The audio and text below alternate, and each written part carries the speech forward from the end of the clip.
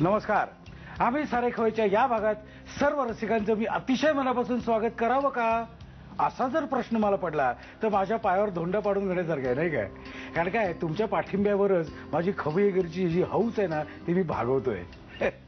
काय झालं माहिती का मंडळी, ही कल्चर करीची जी सिरीज आहे ना ती सिरीज सुरू झाल्यापासून जे आपले उत्तमोत्तम जे पदार्थ आहेत जे पडद्या आड गेलेले आहेत त्यांचा शोध मला लागायला लागलेला आहे. त्यांचे पत्ते मला सापडलेले आहेत. परवाची गंमत सांगतो. शूटिंग करत असताना ना लंच टाइम झाला. लंच टाइममध्ये मी असा डबा उघडला आणि डबा उघडल्यानंतर मला एका वेगळ्याच पदार्थाचा पत्ता लागला. हाय हाय हाय. आणि तुम्हाला गंमत सांगतो, ते जादूगार असतं की नाही, जादूगार तो असं एक भांडं घेतो, मग भांड्यात एखादी वस्तू ठेवतो आणि मग मंत्र पुटपुटा असं करून तो करतो आणि की आतली वस्तू गायब होते. तसं माझ्या डब्यातल्या त्या पदार्थाचं झालं होतं. म्हणजे मी डोळे भरून कसं आपण पदार्थ आधी डोळ्याने बघतो, आधी डोळ्याने खातो आणि मग तोंडाने खातो की नाही, तर ते डोळ्याने खात असताना तो पदार्थ गायब झाला हो. हा म्हणजे मला एक तुकडा सुद्धा मिळाला नाही. अन्याय अन्याय. ना मग मी माहिती काढली हा पदार्थ काय होता.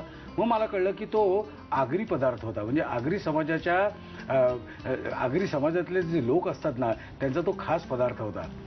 माझी एक मैत्रीण आहे दीपा नावाची. ती आगरी समाजातली आहे आणि अप्रतिम जेवण बनवते. मी ठरवलं की तिला इथे बोलवायचं आणि माझी हौस भागून घ्यायची आणि ठरवल्याप्रमाणे मी करणारा माणूस आहे. त्यामुळे मी इथे बोलवलेलं आहे दीपा पाटीलला. दीपा, मनापासून इथे स्वागत तुझं. मला एक सांग, तू राहते कुठे? भाईंदरला. भाईंदर. पहिल्यापासून तिथेच राहते का? हा, मूळ गाव माझं भाईंदरच आहे. मूळ गाव म्हणजे जन्म बिन्म सगळं भाईंदर. बरं, शाळा कुठली तुझी? अभिनव. भाईंदर मध्येच गोडदेव. आणि आता घरी कोण कोण आहे? घरी माझे मिस्टर आणि मुलगा असतो. बरं मला सांग, हा जो तू दागिना जो घातलेला आहेस ते दागिन्याचं नाव काय? वेगळा दिसतोय नाही का दागिना जरा? हा साज आहे. साज आहे. पण असा साज म्हणजे कधी बघण्यात नाही आलेला. आधी म्हणजे आगरी लोक बोरमाल साज वगैरे हे प्रकार खूप घालायचे. आणि काही लोक घालतात अजून, पण मला आवड आहे जुनं घालायची, त्याप्रमाणे मी हे घेतलेलं आहे. नाही, खूप छान आहे, खूप छान आहे, मस्त दिसतोय. पण मला एक बेसिक फरक सांग की आगरी समाजातले जे खवय्ये आहेत ते काय खातात, म्हणजे त्यांना खायला काय आवडतं, म्हणजे त्याशिवाय त्यांचं जमतच नाही असं काय? आगरीमध्ये खासियत सांगायची म्हणजे बायकांना तर गोल्डचा खूप शौक असतो घालायचा आणि पुरुषांना नॉनव्हेज खायचा. अच्छा, म्हणजे सोनं आणि खाणं अशा दोन गोष्टी तुमच्याकडे. म्हणजे आगरी लोकांमध्ये ते खासियत आहे, सोन्यामुळेच ते जास्त करून ओळखले जातात. पण आगरीचा अजून एक स्पेशालिटी ती म्हणजे आगरी मसाला. बरोबर आहे की नाही? म्हणजे सोनं, खाणं आणि आगरी मसाला या तीन महत्वाच्या गोष्टी. तर आता आगरी मसाल्यामध्ये काय काय असतं मी तुला आपण किचन मध्ये गेल्यावर विचारीनच. पण आता आगरी समाजातले जे खास पदार्थ आहेत तू जे आणलेले आहेस दाखवण्यासाठी ते आपल्याला बघायचे. आपण आपल्या किचनकडे जायचं. या आमच्या खवय्यांना आज काय काय दाखवणार? मी आज नवसाचा कोंबडा दाखवणार आहे. नवसाचा कोंबडा आहे. तो गरम पाण्यामध्ये साफ केलेला म्हणजे पिस काढून मग तो भाजलेला आहे, नंतर त्याचे तुकडे केलेले आहेत. ओके. आणि हा कांदा आहे, हे बटाटा सालासह घेतलाय मी, कोथिंबीर आहे आणि हे खोबरं आहे. खोबरं तुम्हाला काळं दिसेल कारण मी ते डायरेक्ट गॅसवर गरम करून नंतर मग ते वाटून घेतले, त्याच्यामुळे कलर चांगला येतो रश्श्याला. हा आगरी मसाला आहे, आलं लसूणचा ठेचा, गरम मसाला, हळद, मीठ आणि अख्खा गरम मसाला. अच्छा. आणि ह्याला नवसाचा कोंबडा असं का म्हणतात? म्हणजे पारंपरिक पदार्थ. पारंपरिक म्हणजे आमच्यामध्ये नवस जास्त फेडले जातात. आणि मग जिथे आम्ही नवस फेडायला जातो तिथेच तो बनवला जातो आणि तिथल्या तिथेच खाल्ला जातो. पुन्हा उरलाय तर घरी आणा वगैरे हा प्रकार नसतो. तिथेच बनवायचा, तिथेच खायचं, तिथेच. तिथे काय 3 दगड किंवा चूल बनवायची, तिथेच बनवायचं, सर्व सामान घेऊन जायचं त्याप्रमाणे. मग मी तशा प्रकारे आज बनवणार आहे, म्हणून त्याला नवसाचा कोंबडा नाव दिलेला. बरोबर. तुम्ही कधी काय नवस बरोबर बोलला की नाही? नाही, भरपूर नवसांबरोबर गेले पण मी तरी अजून काही बोललेली नाहीये. राखीव ठेवलेलं काय, बॅलन्स ठेवलाय, जेव्हा गरज पडेल तेव्हा नवस बोलेन आणि नवस फेडेल. ओके. तर साहित्य तर बघितलेलं आहे. मग मला अजून एक सांग, हा आगरी मसाला तुझं म्हणाले, हा आगरी मसाल्याचं वैशिष्ट्य काय, म्हणजे त्यात काय काय घातलंय? ते 21 वाण बनवून म्हणजे घालून तो मसाला केला जातो. आणि त्यामध्ये म्हणजे कलरसाठी आणि तिखटपणासाठी अशा 3 प्रकारच्या मिरच्या वापरल्या जातात. नॉर्मली कसं एका मिरचीपासूनच मसाला येतो आणि मालवणीमध्ये कसं राई वगैरे जास्त प्रमाणात वापरल्या जातात, परंतु आगरीमध्ये जास्त मिरच्यांचंच प्रमाण असतं आणि गरम मसाल्याचं. तिखट आणि वर्षभर तो स्टोअर केला जातो. बरोबर. तिखट खाण्याचं प्रमाण जास्त आहे का आगरी समाजात? खूपच झणझणीत लागतं, त्याशिवाय मजा नाही. ओके. साहित्य बघितलेलं, आता आपण जाऊया कृतीकडे. काय पहिल्यांदा? सर्वात आधी आपण तेल गरम केलेलं आहे. ओके. आता आपण फोडणी देऊया. अख्खा गरम मसाला आधी टाकूया. ह्याच्यात काय काय आहे? याच्यात वेलची, जिरं, मोठी वेलची आणि तेजपत्ता आहे. ओके. आणि 4 लवंग आहेत. घालू सगळं? हा, तुमच्या आवडीप्रमाणे तुम्ही मसाला घेऊ शकता. त्यानंतर कांदा टाकायचा आहे. किती घालावं?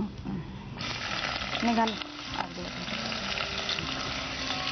मला अजून एक पडलेला प्रश्न असा आहे, हे पितळेचं पातेलं बऱ्याच दिवसांनी मला बघण्यात आलं. हा, म्हणजे पूर्वी आमच्या आगरी घरामध्ये म्हणजे अजूनही तुम्हाला पितळेचं भांडं दिसणारच. मग त्याच्यामध्ये स्पेशली जत्रेचं मटण किंवा असं स्पेशल आयटम केले जातात. आता थोडं म्हणजे शहरीकरण झाल्यामुळे कमी झाले, पण प्रत्येक घरामध्ये एक तरी भांडं असतंच पितळेचं. ओके. आणि याच्यामध्ये रस्स्याला सुद्धा एक वेगळा स्वाद येतो. बर, पितळेमुळे. हा.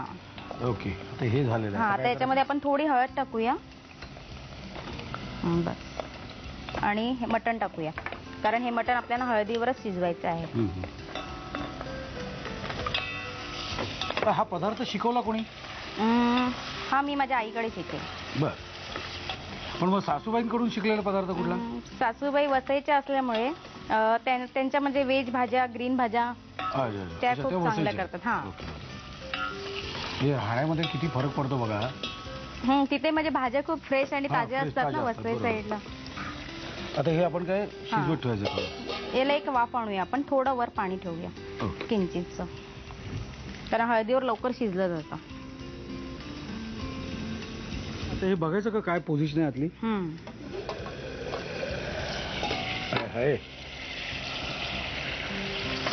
आता आपण आलं लसूण टाकूया 1 चमचा. बस. त्यानंतर आपला मसाला घेऊया. हा, हे स्पेशल मसाला, आगरी मसाला. आगरी मसाला किती? 3 चमचे. मला एक कळलेलं नाही, तिथे कोळसा का ठेवलाय आपण? ते आपण आता हे मटण चुलीवर केल्यासारखं आपल्याला हवंय ना, त्यासाठी आता इथे चुलीवरच करायचं असतं हे. आणि तिथे कसं गॅस वगैरे तर नसतो, आपण जेव्हा नवस फेडायला जातो तिथे चुली अशा दगड 3 जमा केली जातात, सेम आकाराची लाकडं जमा केली जातात आणि बनवलं जातं. आता इथे चूल तर नाहीये, पण मी चुलीवर जसं लागतं तसंच फ्लेवर यावा म्हणून मी ते प्रोसिजर करणार आहे. ते तुम्ही पुढे बघा. आता थोडं मीठ टाकायचं आहे.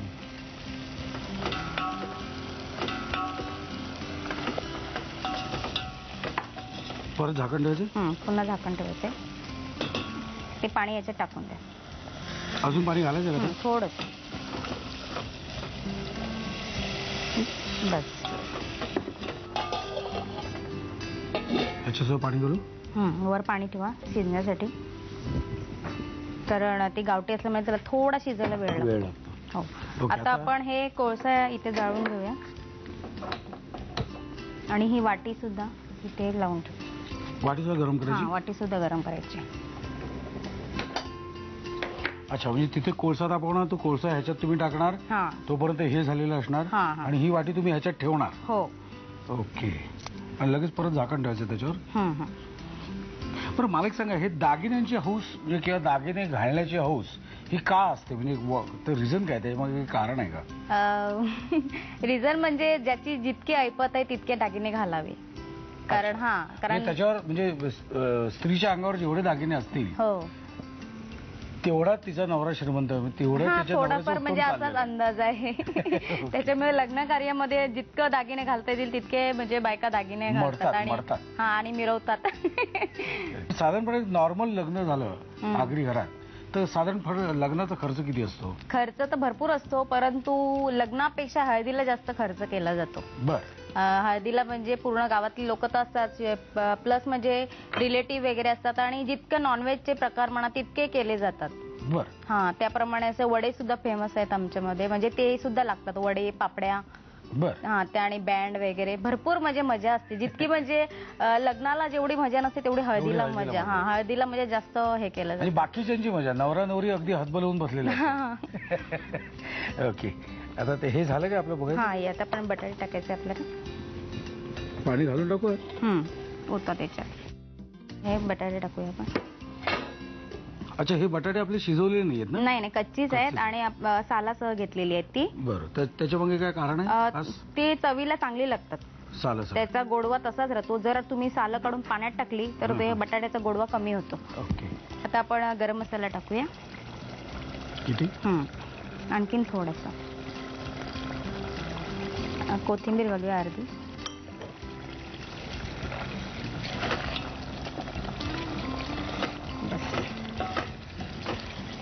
आता खोबरं घाला. हे तुम्ही खोबरं अख्खी वाटी ह्याच्यावर भाजून घेऊन मग हा. केलेलं आहे. कारण त्याच्यामुळे रश्श्याचा कलर खूप चांगला येतो. अच्छा.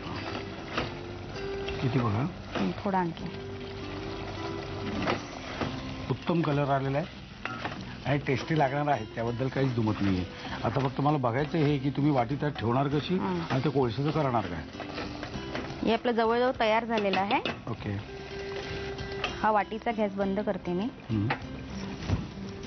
तेल, द्या. थोडस तेल घ्या. मी वाटी ह्याच्यात ठेवायची. हा, मध्ये ठेवा वाटी. त्यानंतर कोळसा ठेवा आणि तेल घ्या थोडस. 1 चमचा तेल टाकायचं आहे त्याच्यावर. ओके. आता हा जो चुलीचा फील येईल त्याला, कोळशामध्ये चुलीचा फील येईल, तो धूर आपण सगळा कोंडून ठेवला त्याच्यामध्ये आणि तो ग्रेव्हीला त्याचा वास येईल, सुगंध येणार. तो कोंडून ठेवला जो धूर आहे त्यामुळे तो वास ग्रेव्हीला लागेल आणि मग आपण खायला मजा येईल.